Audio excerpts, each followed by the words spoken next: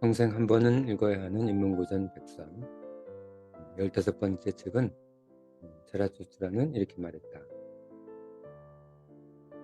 니체의 책입니다. 이 책은 니체가 쓴 여러 가지 책 중에서 가장 유명한 책이고, 그리고 니체 책 중에서 한 권만 읽어라면 이 책을 읽어야 되겠지. 가장 니체 철학이 잘 나타나 있는 니체의 대표작이라고 할 수 있겠다. 지금 인문고전 백선이라고 하면 1년에 5, 6권, 2달에 한 권씩 읽는 거지. 2달에 한 권씩 읽어서 한 20년을 읽어야 100권의 책을 읽을 수 있는 거다. 그러니까 여러분들이 아직 젊은 시절부터, 어린 시절부터 한 권 한 권 읽어나가야지. 그렇지 않으면 인문고전 백선을 읽기는 좀 어렵겠지. 인문고전 백선을 읽어야 되는 이유는 이 자라투스트라는 이렇게 말했다. 오늘 공부할 내용 중에 하나인 우리가 인식하는 능력이 필요해서 그런 거야. 뭐 책을 안 읽어도 우리는 얼마든지 자기 철학을 만들 수도 있고 의미 있는 가치를 가진 자기 철학을 만들 수도 있겠지만 그 자기 철학이 이미 여러 철학자들, 여러 인문학자들에 의해서 이미 주장된 것들, 그리고 여러 가지 문제점이 있는 것들, 이런 것들로 정형화된, 이미 정해진 그런 것일 수 있기 때문에 자기의 인식의 단계를 높이기 위해서는 우리는 독서를 해야 되고, 이왕 읽을 거면 우리 삶에 꼭 필요한 선생님이 얘기하는 그런 몇 가지 책을 읽어야 한다. 뭐 안 읽어도 상관은 없지. 안 읽어도 상관없지만 자신의 삶의 인식을 높이기 위해서, 자신의 철학을 좀 더 가치 있게 만들기 위해서, 그리고 자기 삶의 완전한 행복에 좀 더 접근하기 위해서 우리는 공부를 해야 돼. 자, 내용으로 들어가 보자. 세 가지 변화에 대해서 우리 공부했자. 세 가지 변화에 대해서. 여기서 세 가지 변화는 우리 사람들의 인식의 변화를 말한다. 생각의 변화. 인식이라고 치면 이 자는 똑바르다. 색깔이 하얗다. 이런 간단한 인식이 있을 수 있겠지. 그걸 사실인식이라고 한다. 사실인식. 간단하지. 이건 자다. 여기 선생님이 있다. 수업을 듣고 있다. 사실인식. 사실을 그냥 인식하는 거야. 그 두 번째 단계는 원리인식이야. 미분 방정식. 미분 방정식. x제곱을 미분하면 2분의 1 x가 되는.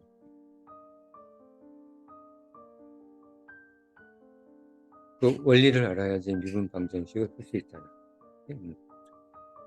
봄, 여름, 가을, 겨울이 지나면 다시 봄이 온다.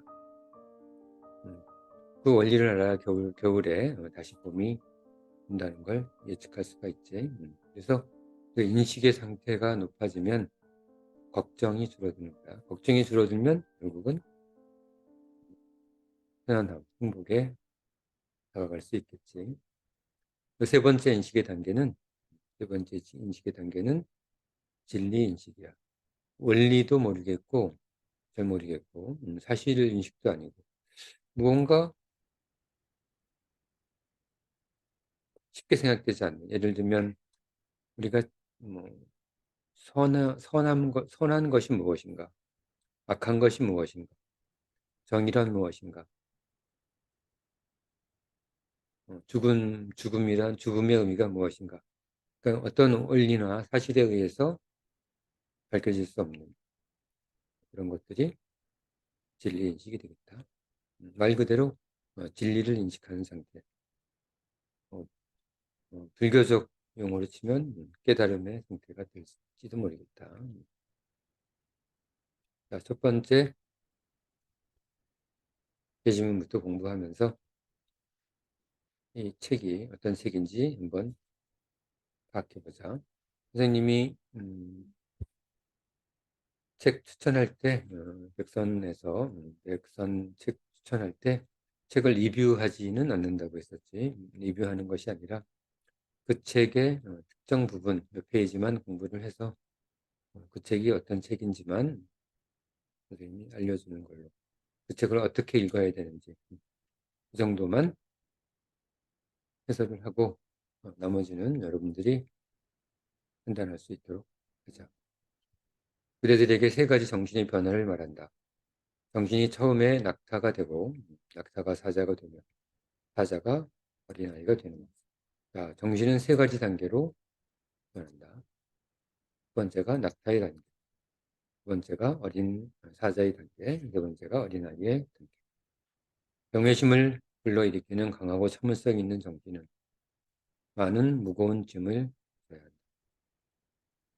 정신의 강력한 힘은 오히려 가장 무겁고 무거운 것을 지야 한다. 짐을 지는 것을 두려워하면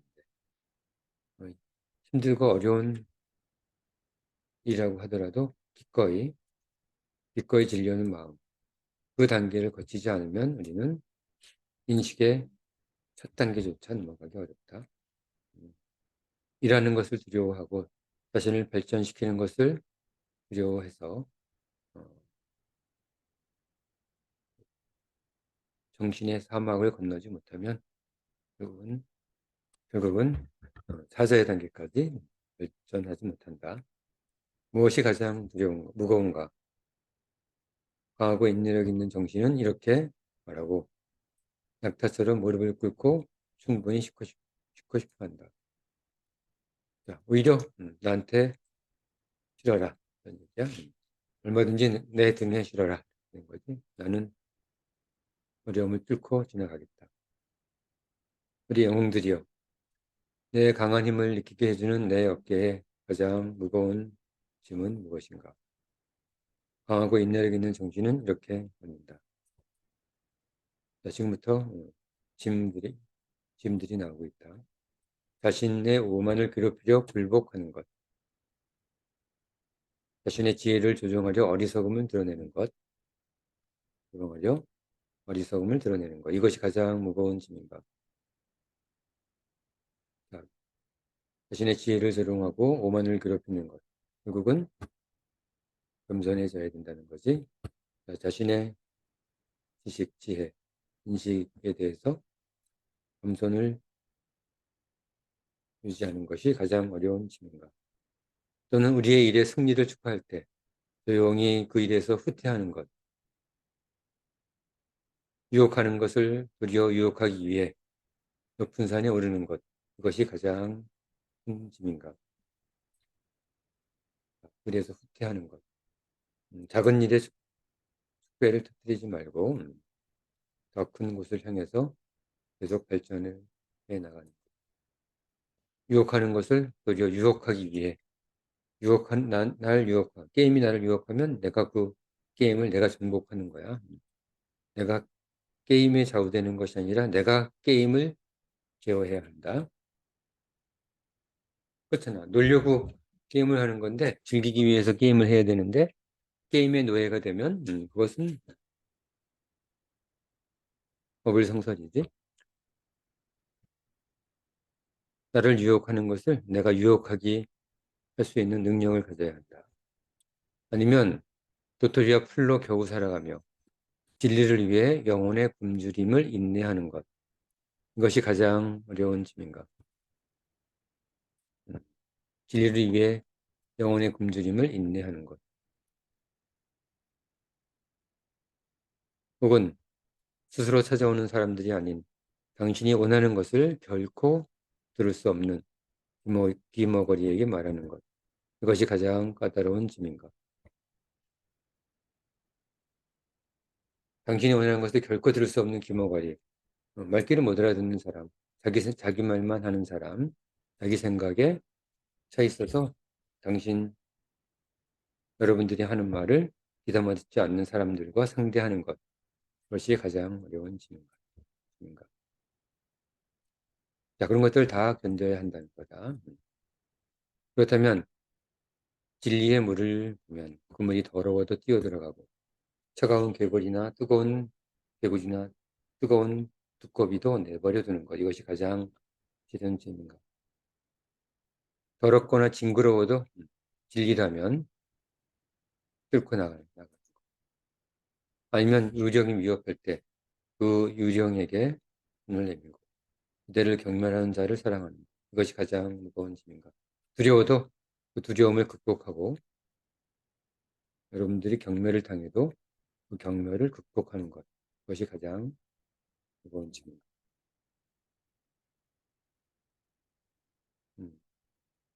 내 생각, 내 의도, 내 가치를 알아주지 못하는 사람들, 그런 사람들과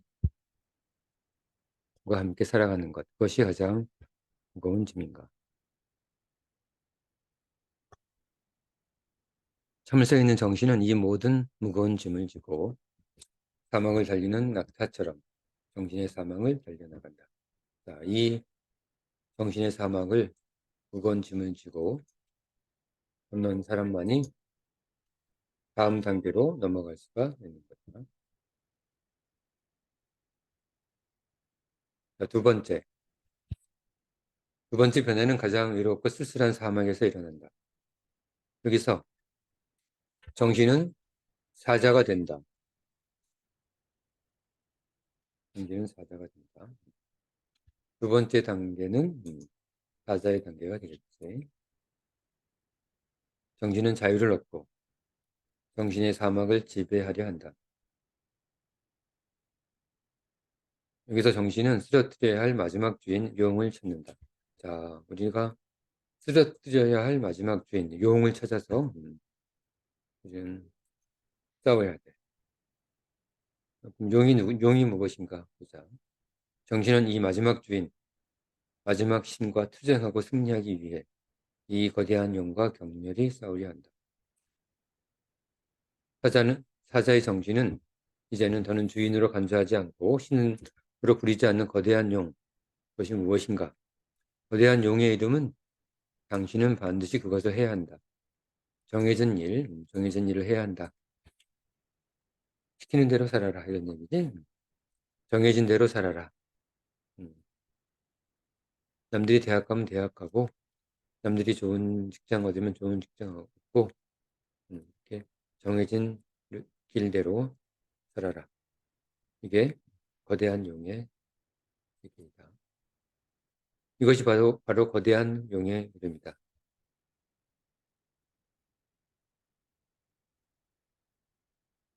그러나 사자의 정신은 나는 바란다라고 저항하고 선언한다.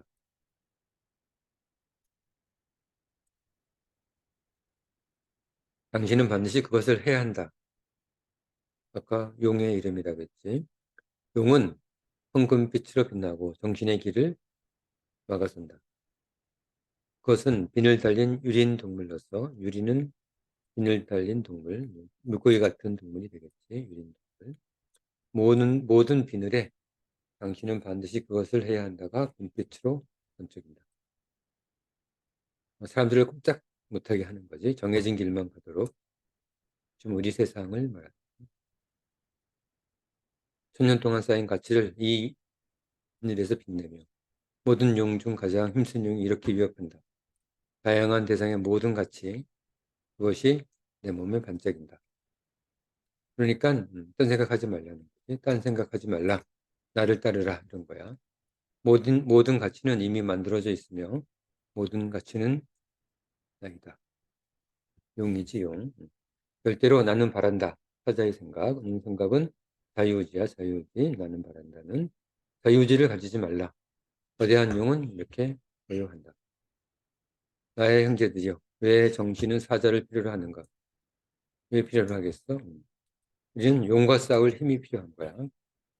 왜 수용과 경외심으로 가득한 무거운 짐을 지는 짐승에 만족해서는 안 되는가? 자, 여기서 음, 왜 수용과 경외심으로 가득 찬 무거운 짐을 지는 짐승? 이게 뭐지? 그래. 이게 낙타야. 우리는 왜 낙타에 만족해서는 안 돼? 싸우기 위해서는 우리는 사자의 용맹이 필요한 거죠. 사자의 힘과 용맹이 필요한 거야. 새로운 가치 창조. 이것은 사자도 아직 달성하지 못한 것이다. 하지만 사자라고 새로운 가치 창조를 할 수 있는 건 아니야. 새로운 인식을 하는 거지. 사자도 할 수 있는 건 아니고 사자는 힘과 용기로서 어, 용을 물리칠 수 있는 그런 단계일 뿐이야. 그러나 새로운 창조를 위한 조건인 자유의 획득은 사자의 힘으로만 가능하다. 자유를 가지려면 사자의 힘이 필요한 거다. 자유의 획득과 의무에 앞서 망설이지 않는 신성한 저항과 부정.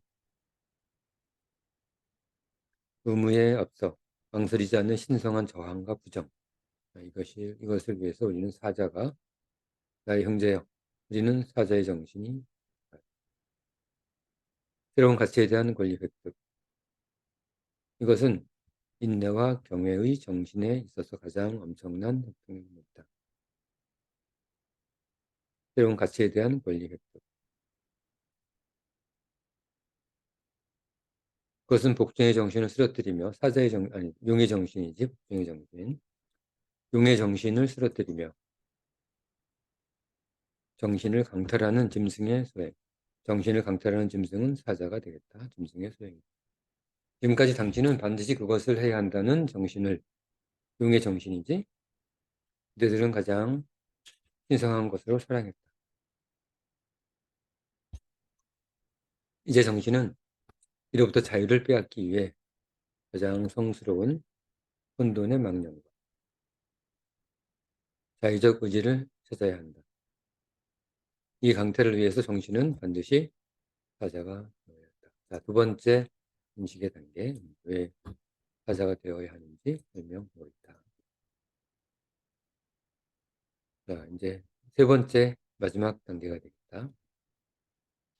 하지만 나의 형제들이여 들어라. 사자조차도 할 수 없지만 어린아이만이 할 수 있는 일이 무엇인가?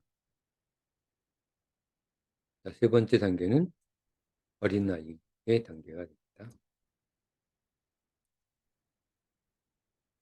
왜 강탈의 사자가 이제 어린아이가 되어야 합니까?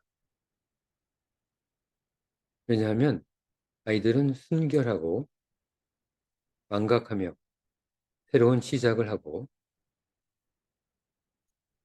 또 유희 정신을 가지며 저절로 회전하는 바퀴이고 시키지 않아도 하는 거예요. 가장 먼저 시작하고 가장 먼저 움직이며 신성하게 긍정한다. 자, 이게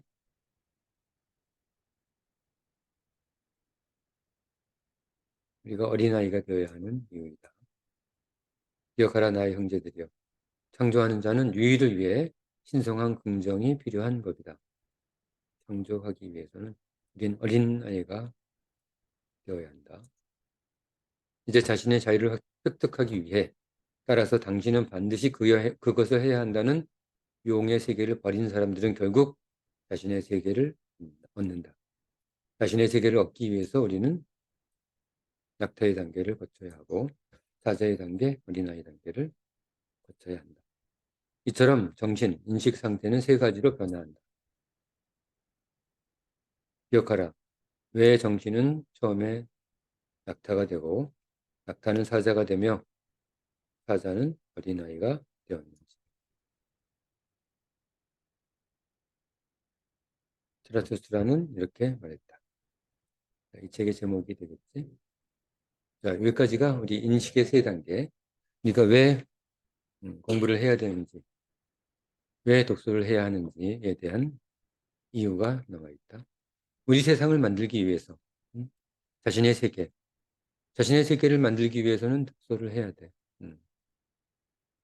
그렇지 않으면 자기 생각인 것처럼 생각이 들지만 다 위에서 만들어진, 용이 만들어진 세계, 만들어 놓은 철학과 가치 속에서 그게 자신의 철학인 것으로 오인해서 착각해서 용의 생각대로 세상을 살게 되는 거야.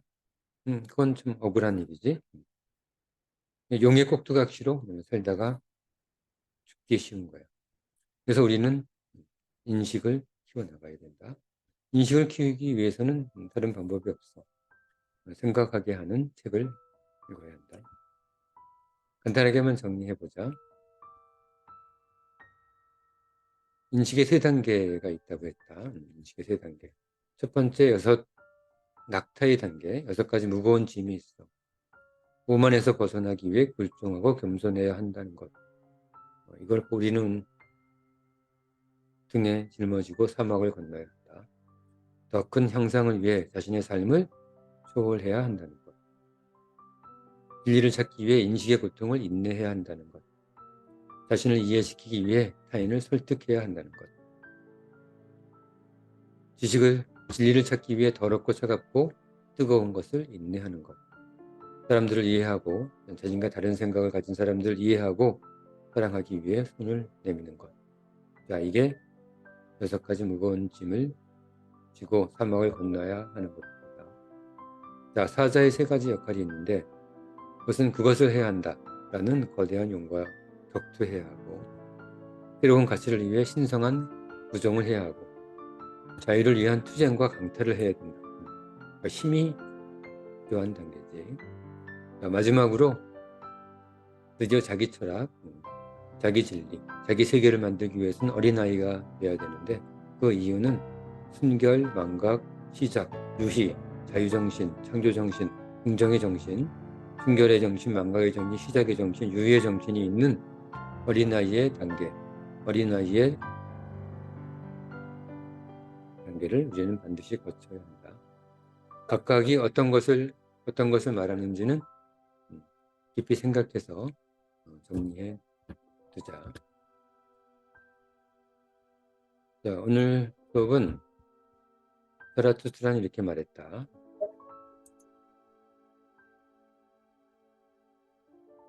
내가 이렇게 말했다. 15번째 이야기다.